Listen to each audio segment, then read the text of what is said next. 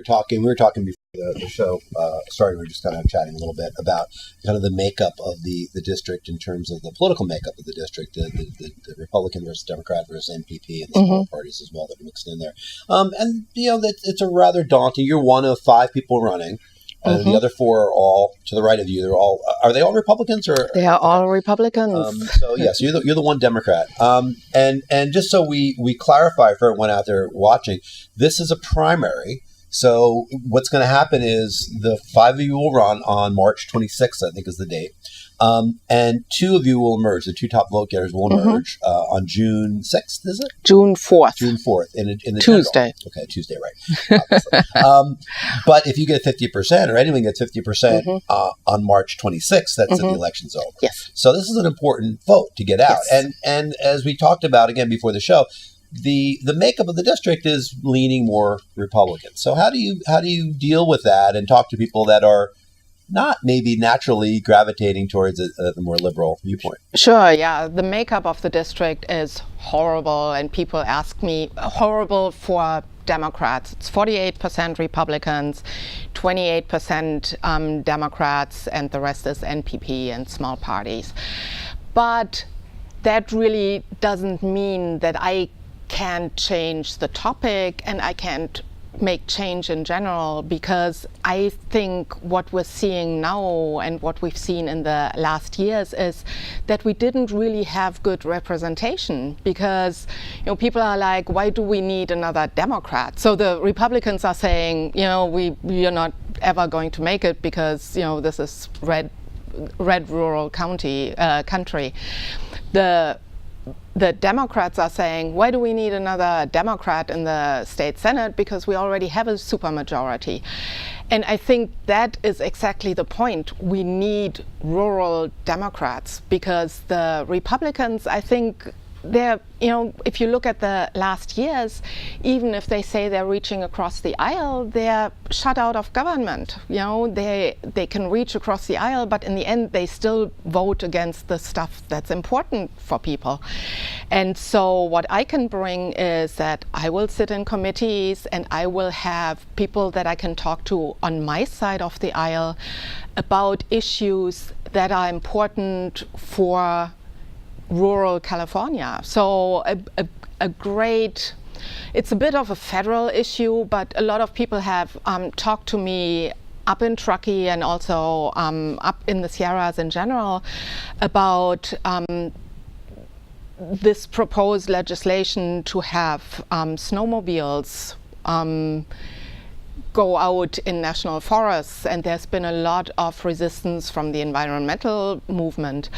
And I think I see both sides. I see the need. I love going out in nature, and I want it quiet, and I'm a backcountry skier, and I sometimes it's like, oh, these damn snowmobiles.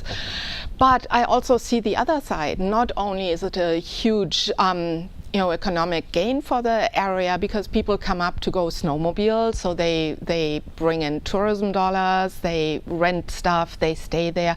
But it's also about representing everybody in the district, not just the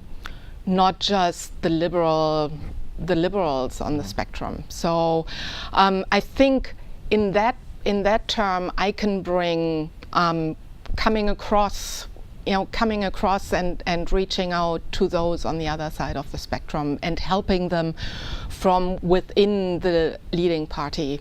So I think it's a great point, and I've certainly noticed it since I've been here 17 years, it's just a no vote. The Republican leadership up here is just getting paid to just be a no vote. And the discussion, what's missing out of some of those things is discussion and really the representation of 30 to 45% of the district of, hey, we're here too. And even though we're, a huge minority, we still have a voice and we still deserve the representation. Well, it's an odd thing. So that's a great thing too, is because as a rural Democrat, I also see the Democratic Party as the same way of to say, hey, we're up here and we're people too, and we want to help our neighbors with recreation and fishing and angling, and I certainly hear that on the fisherman side and the people who generally take into that recreation is, yes, we want to save the salmon. We want fish in our creeks. We don't want to just have these programs go away. But at the same respect, we would like to be able to use these areas and take advantage of this great recreation we have out here. So it is tough, huh? A rural Democrat is a tough place to be because, so many things get lost in the big cities. And I think that's where the fervor is. If we could get past it and see that, well, yeah, that's why we're frustrated up here is because, a lot of these things end up going to big city ideas and we kind of get left in the cold. And it's a great point. And there's something I kind of see here. I mean, you're a popular candidate. You are the only women running in the field out of 5 men. And it's very starking, to see it up there in the forum and especially your answers and what kind of leadership it would be.